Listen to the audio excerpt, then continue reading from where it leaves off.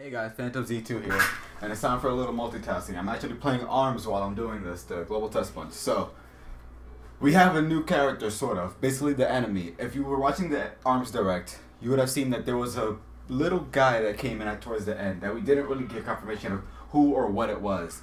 Now in this ARMS Global Testpunch, the date, well not day 2, but week 2, this session, we were able to actually fight him, and we actually have a little bit of insight on what he actually is. They even said a bit of something on the ARMS, on the ARMS Twitter, on the Japanese one. There hasn't been an English one yet, as I'm aware now.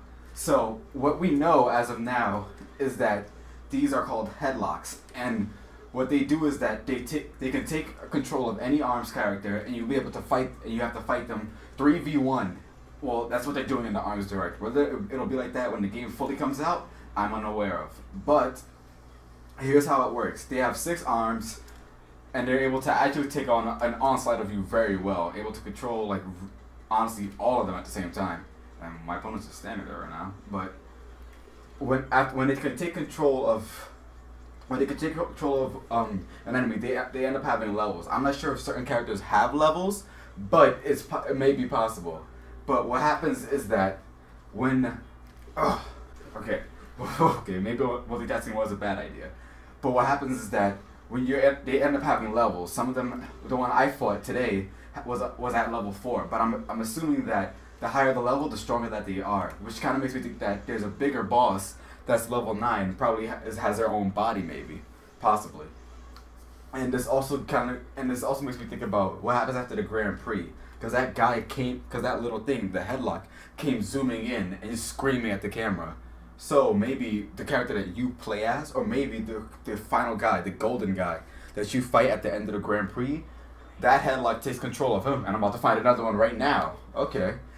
Maybe that Hedlok takes control of the main fighter, or the main antagonist. This Hedlok is level 5 and it's on Bark and Bite.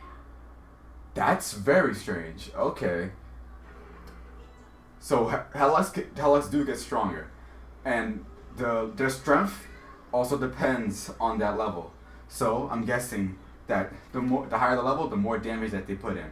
And whether or not you actually be able to play this character, I very highly doubt it, unless Nintendo decides to do a 3v1 thing, where if you're doing multiplayer, it'll be what was an idea? A Hedlok 1 against three of your friends. Which could be a really cool idea, but that also depends. How will the level system be worked out? Because that doesn't seem very fair if you could change the levels and then it's just you're still stronger than everybody else. Now they seem to be very hard to fight, as their defense is also huge, and their skill, not the skill, but their finishing, their ultimate, they just send out a big bang towards you, and it's very like.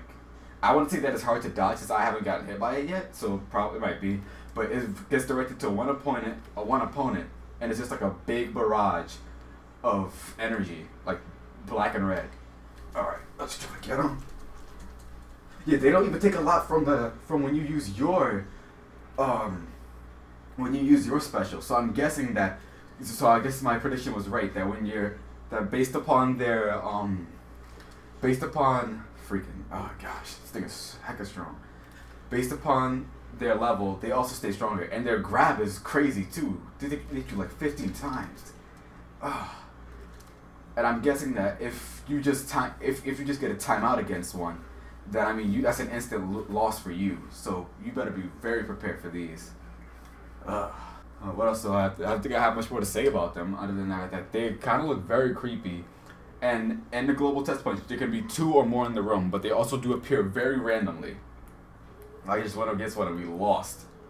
So, that must be saying a lot. And I'm about to fight a Min right now as Twintail. So, I guess that's really all I have to say about this monstrosity. He seems to be a very interesting character, but I also need to admit that he does seem kind of broken. The fact that his level system kind of determines the strength of him. I hope that isn't random in in Grand Prix. Alright. I think that's enough for me. I'm gonna go back to playing ARMS now. I only got 2 minutes left in this Testpunch anyway, so thanks for watching, and I'll see you guys later.